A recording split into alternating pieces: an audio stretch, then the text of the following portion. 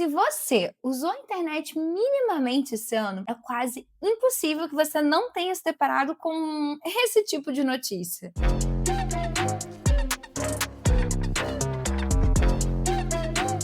Quando foi que os famosos começaram a achar que a gente queria saber o que eles estavam fazendo com a Rebeca ou com o Bilal deles? E a gente pode pensar, nossa, que ótimo, as pessoas estão mais abertas para falar sobre assuntos que até pouco tempo eram considerados tabus. Mas, infelizmente, para mim, isso parece ser o contrário de libertador. Porque se você tem visto essas notícias, é possível que você tenha começado a reparar numa parte do corpo que antes você nem dava atenção. E eu não tô falando só de cirurgia íntima. Eu tô falando de uma coisa que acontece há décadas. A indústria da beleza encontra um novo defeito em alguma parte do corpo feminino e depois vende solução. Hoje, a nova preocupação é a aparência da mas amanhã pode ser outra coisa. Aliás, já é. Mas antes de continuar batendo um papo sobre esse assunto, eu posso me apresentar? Oi, meus amores, meu nome é Thaisa, sejam muito bem-vindos ao canal. O canal é Baby, ainda tá começando, então qualquer curtida ou comentário ajuda o YouTube a entender que o vídeo é relevante e leva o vídeo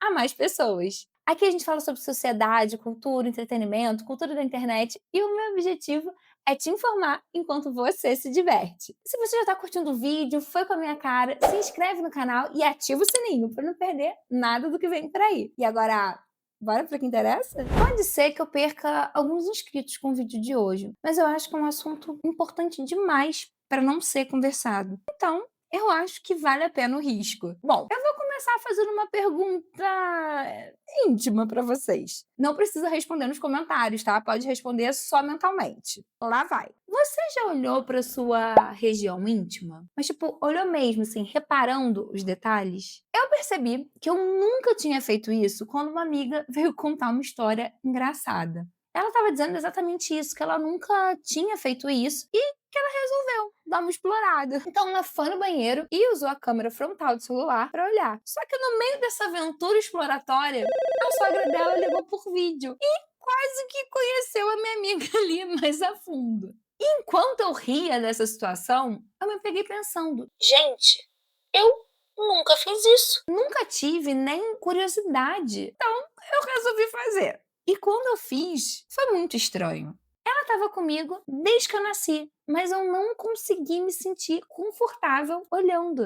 Eu sei detalhes do meu pé, da minha mão, do meu joelho, mas eu nunca me preocupei em olhar para minha região íntima. Ou talvez eu até evitasse olhar. E se a gente for parar para pensar, a gente raramente fala sobre isso abertamente. Mas ouve que o cheiro natural é ruim, que a gente precisa fazer exercícios íntimos para fortalecer a musculatura. Ou seja, desde sempre nos ensinaram a se preocupar com essa região pensando na opinião do outro, mais precisamente na opinião masculina, mesmo quando se trata da nossa região íntima. E, gente, só pra deixar claro, eu não tô falando aqui muito nome técnico, porque eu tenho medo de tomar um ban do YouTube, eu tenho medo dele entender o conteúdo de forma errada, tá? E agora que a gente tá ouvindo falar um pouco mais sobre a aparência dela, mais uma vez, é pautada na opinião do outro. É pensando em agradar o outro. E, claro, várias mulheres falam que fizeram a cirurgia para melhorar a autoestima. Mas me surge, de verdade, uma dúvida sincera.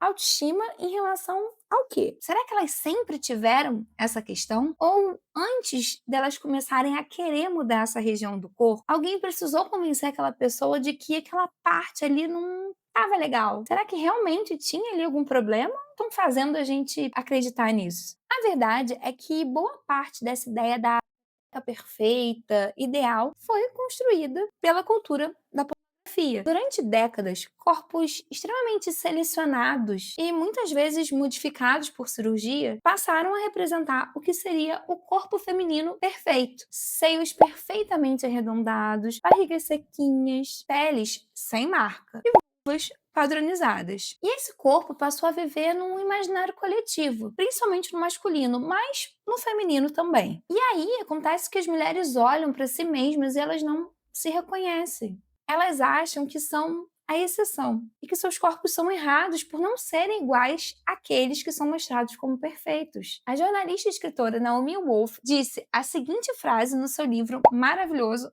O mito da beleza. Como a censura da beleza mantém as mulheres em trevas profundas no que diz respeito ao corpo das outras mulheres, ela, a censura da beleza, consegue fazer com que praticamente qualquer mulher ache que só os seus seios são moles, baixos, caídos, pequenos, grandes, esquisitos ou decididamente errados. Nesse trecho, ela fala especificamente sobre os seios, mas se aplica a qualquer outra parte do corpo que nos ensinaram a odiar. A autora, inclusive, sugere uma coisa que, quando eu li, a minha reação foi mais ou menos essa aqui. Que papo torto do caralho, que porra é essa? Mas que depois fez todo sentido para mim. Ela sugere experiências de nudez coletivas entre mulheres, como banhos de sol, sauna, retiros, espaços onde as mulheres possam ver outros corpos reais, corpos normais. Porque, segundo ela, só quando a gente vê mulheres fora dos filtros do cinema, da televisão, da publicidade e, hoje em dia, das redes sociais, que a gente consegue perceber a diversidade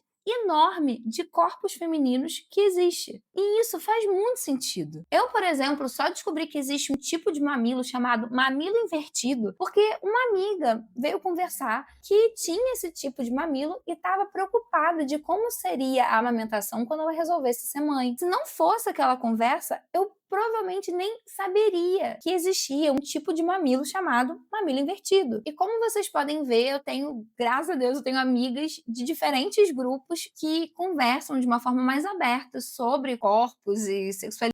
Mas eu sei que isso é uma exceção, que em geral a gente fala muito pouco sobre os nossos corpos e que a gente conhece menos ainda eles. A gente conhece o padrão, mas não conhece a diversidade. Durante esse vídeo eu vou falar algumas vezes sobre o livro O Mito da Beleza. E caso alguém queira se aprofundar no assunto, saber um pouquinho mais, eu vou deixar o link de compra aqui embaixo do vídeo. Só para vocês saberem, eu ganho uma pequena comissão com as compras feitas através desse link. E isso acaba sendo uma forma também de dar uma fortalecida aqui no canal e ajudar ele a crescer ainda mais. Café servidos. Infelizmente, nos últimos anos a gente está vendo uma banalização cada vez maior dos procedimentos estéticos. Pode ser porque a gente passa mais tempo se observando em fotos e vídeos, ou porque as redes sociais aumentaram ainda mais a pressão estética, ou ainda porque esses procedimentos estão cada vez mais acessíveis. Como eu digo nesse vídeo aqui, sobre o fato de nós estarmos ficando todos iguais, os perfis de médicos, biomédicos, influenciadores passaram a dar a impressão de que fazer procedimento estético é super simples. Como se tomar agulhada no rosto fosse como fazer as unhas. A verdade é que entre um brunch e um treino aparece ali uma história da pessoa fazendo preenchimento dos lábios. Coisa boba, menina. E agora a gente consegue ver esse mesmo movimento com as cirurgias íntimas, como eu vou mostrar pra vocês agora. Gente do céu, vim aqui na JK fazer um ajuste no rosto. E já fiz o serviço completo com a minha doutora maravilhosa. Acabei de fazer uma cirurgia íntima. Meu Deus do céu, como é rápido. Como é indolor. Eu resolvi responder essa pergunta que apareceu na minha caixinha de perguntas aqui como uma forma de vídeo fixo pra vocês, né? Porque eu acho que é um assunto que é muito informativo e todas as mulheres precisam ter conhecimento sobre isso. Eu fiz esse ano, em julho, início de julho, fiz 3 cirurgias íntimas. A primeira foi a ninfoplastia, que é a redução dos pequenos lábios vaginais. É muito comum muitas mulheres terem desconforto nessa região, né? No meu caso, eu confesso que eu não tinha desconforto. Foi mais por uma questão estética, porque a doutora, quando me avaliou, ela viu que tinha, sim, um excesso de tecido que podia ser removido. Então, foi a melhor decisão que eu tomei de ter feito, porque ficou esteticamente, assim, super bonito do jeito que eu queria. E o melhor de tudo é que não perde a sensibilidade e a funcionalidade da região. O segundo procedimento que eu fiz foi a cliterotomia. Esse procedimento, sim, eu fiz por uma questão de conforto, porque me incomodava um pouco para fazer algumas atividades físicas, quando eu usava também roupas apertadas. E a cliterotomia, ela promove uma diminuição do clitóris, melhorando a estimulação e a percepção sensorial. É uma cirurgia que ela é super tranquila, todas elas, né? São cirurgias rápidas, tranquilas, indolores, você faz anestesia local. E como é tudo feito com laser, é uma cirurgia muito limpa, não tem sangue, não tem ponto, não tem nada. Ela vai passando laser, já vai fazendo recorte e cauterizando, que é maravilhoso. E por último, eu fiz a retirada do plicoma, que é a remoção de pequenas pregas ou sobras de pele na região do períneo. É um procedimento que é simples, mas ele faz bastante diferença, tanto esteticamente quanto no conforto. Porque ele elimina ali aquelas assimetrias ou irregularidades, né, que podem incomodar na higiene, no dia a dia, com o uso de roupas íntimas. E agora falando sobre a parte do pós-operatório, né, que pra mim é a mais importante, Exige alguns cuidados como evitar atrito, controlar o edema fazendo bolsas de gelo e seguir todas as orientações médicas para garantir um resultado seguro e natural. E é bem aqui que a gente consegue ver a coisa se complicando, sabe? Porque uma coisa é a gente começar a falar sobre você conhecer melhor o seu próprio corpo, explorar o seu corpo. Outra é falar de uma forma como se o seu corpo precisasse ser corrigido. A Zoe, que é a moça do último vídeo que eu passei, ela é influenciadora, cantora, modelo. E como vocês podem ver, ela fala super bem, inclusive explica ali por alto, né, os procedimentos que ela fez. E existe uma coisa nesse tipo de vídeo, não no dela especificamente, mas que me incomoda bastante, que é o fato de tudo parecer muito simples, muito rápido, tranquilo, como se a gente estivesse falando de ir ali no salão cortar o cabelo. E eu imagino que de fato para a Zoe seja, porque ela já passou por vários procedimentos mais invasivos. Então, para ela, provavelmente esse é só mais um. E ok, o corpo é dela, ela pode fazer o que ela quiser com o corpo dela. O ponto aqui não é esse. O ponto é que eu nunca vou achar uma boa ideia apresentar para milhares e até milhões de pessoas um procedimento que é puramente estético e envolve cirurgia como uma coisa banal. E como a Zoe disse no próprio vídeo, existem vários tipos de cirurgias íntimas. E antes que alguém diga, Ai, mas existem casos em que essas cirurgias são necessárias. claro, gente, existem. Tem situações em que certos procedimentos podem e devem ser indicados por motivos funcionais ou médicos. Inclusive, o Dr. Rodrigo Ferrarese fala sobre isso nesse vídeo aqui. Não faça cirurgia íntima. Meu nome é Rodrigo Ferrarese, sou ginecologista e obstetra aqui em São Paulo e, inclusive, uma das minhas áreas de atuação é a estética íntima. E eu tô sim aqui para falar para você aí não fazer a cirurgia de estética íntima, seja ela qual for, porque existem vários tipos de cirurgia dentro desse mundo de estética genital, apenas por fazer. Hoje em dia está muito comum e muito banalizado a cirurgia estética e a mim me parece impossível, apesar de nem tanto, pensar que as pessoas se incomodam com uma estética de algo que fica escondido. Existem sim algumas indicações para se fazer cirurgias íntimas, como por exemplo a ninfoplastia ou a retirada, a diminuição dos lábios internos da vulva. E são elas, se você tem dor na relação, se você tem dor quando pratica alguma atividade física, como por exemplo andar de bicicleta, se você tem incômodo quando usa alguma roupa justa, como uma roupa de academia ou uma calça jeans, ou se a estética vulvar atrapalha o seu dia a dia por uma conta de autoestima. Isso sim, são indicações que a gente tem para poder operar a paciente. Então, se você tem esses incômodos, essas dores, ou autoestima baixa por conta disso, procure um especialista na área para poder te ajudar. Agora, se você quer fazer uma cirurgia na vulva, porque sua amiga fez, porque você ouviu dizer, porque você leu na internet, porque tá na moda, é bobagem. Uma cirurgia só deve ser feita se tiver indicação. Se não tem indicação, não deve ser feita de maneira nenhuma, porque apesar de ser algo simples, pode ter complicações.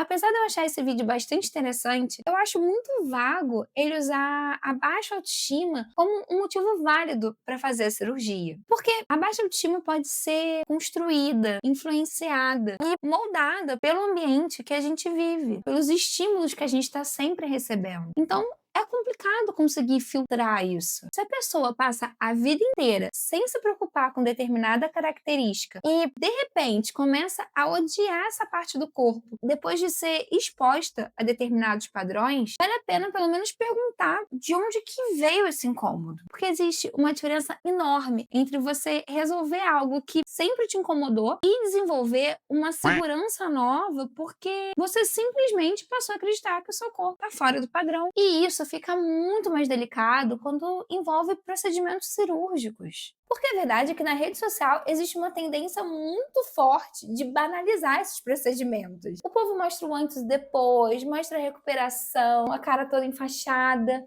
mas se fala muito pouco sobre os riscos. Até dá alguma merda, né? Aí a pessoa aparece na rede social mostrando. Inclusive, no vídeo que a gente viu agora há pouco, o próprio Dr. Rodrigo, só lá no finalzinho, fala que existem riscos como qualquer procedimento cirúrgico. Tá, mas e quais são esses riscos? Espera que a doutora Maraí Sartori já te conta. Eu vou ler aqui porque foi de um site que eu tirei essa resposta. Há o risco de a cirurgia não resultar em um aspecto estético igual ao idealizado pela paciente, deixando-a insatisfeita. E existem riscos inerentes a qualquer cirurgia, tais como infecções locais com necrose de tecidos, cicatrizes grandes, dolorosas ou esteticamente inadequadas, alterações de sensibilidade local e hematomas. A doutora Maraí é só professora e diretora do Departamento de Ginecologia da Universidade Estadual de São Paulo, a Unifesp. E ela disse isso para o site do Dr. Drauzio Varela. Ou seja, uma médica dando entrevista para um site de médico. Eu pesquiso antes de vir falar as coisas para vocês. Mas enfim, deu para entender o meu ponto? E ó, eu não tô falando isso para assustar ninguém. É só porque eu acho estranho que a palavra simples apareça tantas vezes antes da palavra cirurgia. Eu sinto que às vezes a gente tá perdendo essa noção. Talvez porque a gente vive cercado de conteúdos que simplesmente transformam procedimentos estéticos em estilo de vida. A pessoa faz uma renoplastia, grava um vlog. Faz uma lipo, grava outro. Coloca silicone, opa, tem vídeo novo vindo aí. Como se a gente estivesse acompanhando alguém reformando uma casa. Só que a gente tá falando de intervenções no corpo de uma pessoa. E sabe o que é o mais triste nessa história? É que, apesar da popularização recente das cirurgias íntimas, elas são bem antigas e surgiram por um motivo completamente diferente. Por muitos anos, procedimentos na região íntima feminina foram feitos como ferramentas de controle do comportamento feminino e do prazer sexual. Na Inglaterra do século XIX, por exemplo, as mulheres podiam ser submetidas a uma cirurgia chamada, eu vou ler porque eu não vou conseguir falar, clitoridectomia vitoriana. O nome é complicado e por isso que eu tive que ler. Mas o procedimento é simples de entender e horrível de imaginar. Consistia basicamente na remoção do clitóris.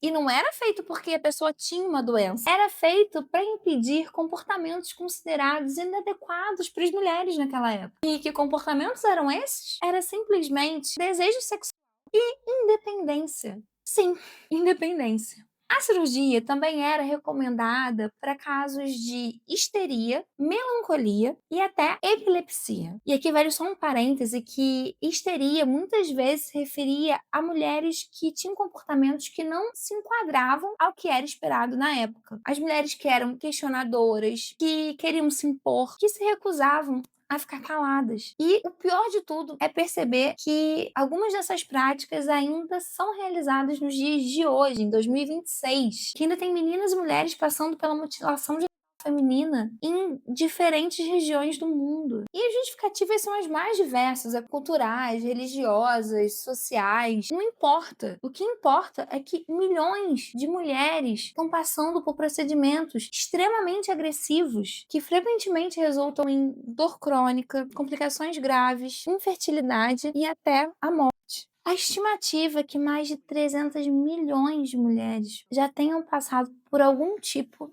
de mutilação genital.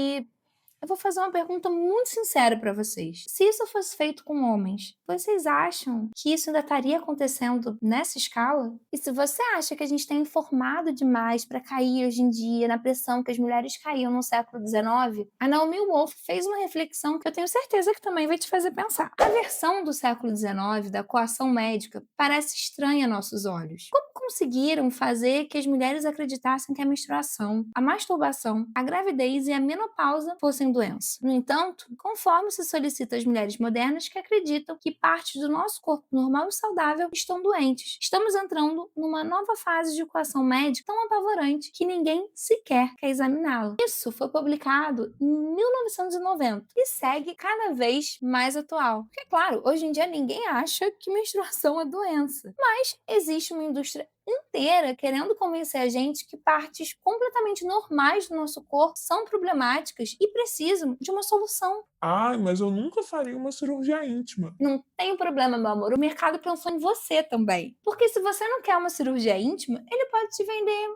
um creme. Fala uma segurança que eu te ofereço um produto. Tem cremes clareadores, géis firmadores, sabonetes e desodorantes íntimos, vaporização vaginal, suplementos alimentares, tratamentos para rejuvenescimento, produtos para cheiro, textura, firmeza, para praticamente qualquer característica que alguém consiga transformar em defeito. Gente, eu lembro que eu tomei um susto uma vez que eu tava aqui no YouTube e apareceu uma propaganda de um produto para clarear a região íntima. E até isso seria meio estranho, assim, né? Eu não me via como esse público-alvo. Mas o anúncio dizia que o produto deixava a sua pepeca na cor da MC Mirella. Eu olhei pra tela e fiquei pensando em que momento a cor da pepeca de uma subcelebridade virou referência estética. Automaticamente, quando eu recebi aquela propaganda, eu comecei a pensar, gente, mas Qual é a cor? Por que que essa cor eu dei uma viajada, assim, admito. Mas tudo bem, talvez você goste da cor da sua. Não tem problema, o mercado cria vários outros problemas para você ficar encucada. Eu, por exemplo, admito que sou adepta dos sabonetes íntimos. Mesmo já tendo lido várias vezes que não tem necessidade, não sei o quê, eu não consigo deixar de usar. Eu sou influenciada, você é, todo mundo é em algum nível. Não tem jeito. E a gente está vivendo numa época de tanta exposição que parece ser importante a gente estar sempre impecável nos mínimos detalhes. Como se a gente não pudesse ter defeito. E a cada dia que passa, parece que surgem novos procedimentos para consertar novos defeitos inventados. E só vou abrir um outro parênteses aqui, só para constar. Eu sei que os homens também são afetados. E, inclusive, tem homens que estão recorrendo a um procedimento chamado de harmonização peniana, que consiste basicamente em aplicar injeções de ácido hialurônico para aumentar a espessura do pênis. Mas não tem jeito. Eu sinto que a pressão sobre a mulher é muito maior. Se você pesquisa na internet, você acha várias listas de celebridades que já fizeram procedimentos de cirurgia íntima. Mas quase não vê conteúdos parecidos sobre homens. Por que será que isso acontece? Mas eu sei que acontece quando todo mundo já resolveu uma insegurança. Você cria uma nova. E fica tranquilo, tá? Porque a nova insegurança já tá por aí. É a famosa bananinha do bumbum. Sim, aquilo que a gente chamava de popa, popinha, aquela dobrinha entre o bumbum e a perna. Isso, aquela parte do corpo que até pouco tempo atrás ninguém nem sabia nomear. Então, agora ela é fruto de uma grande preocupação. Cada vez mais famosas estão recorrendo a procedimentos para suavizar, remodelar e preencher a bananinha do bumbum. Gente, eu queria muito tá inventando isso, mas eu não tô. E sabe o que eu acho mais incrível? É que até ontem ninguém nem ligava pra essa parte do corpo. Ela só tava ali, vivendo a vidinha dela, grudada no nosso bumbum.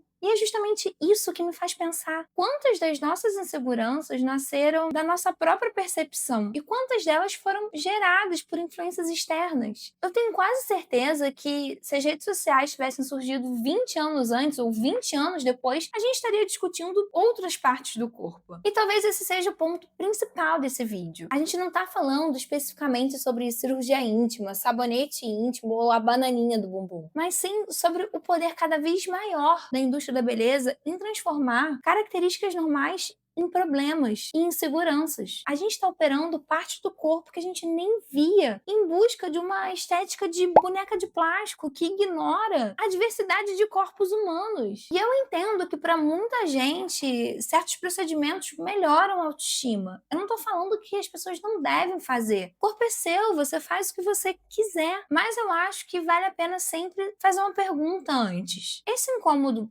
sempre existiu, porque, infelizmente, a gente é muito mais influenciável do que a gente quer acreditar. Eu, você, todo mundo. E agora me diz aqui nos comentários, a internet já criou em você insegurança que você não tinha antes? E se você tá gostando do nosso papo, vamos checar amizades, ficar mais juntinho. E me segue lá no Instagram, é @instadataísa. E claro, se você chegou até aqui, deixa seu like e se inscreve no canal, porque eu te garanto, o melhor vídeo é sempre o próximo. Tchau, beijinho!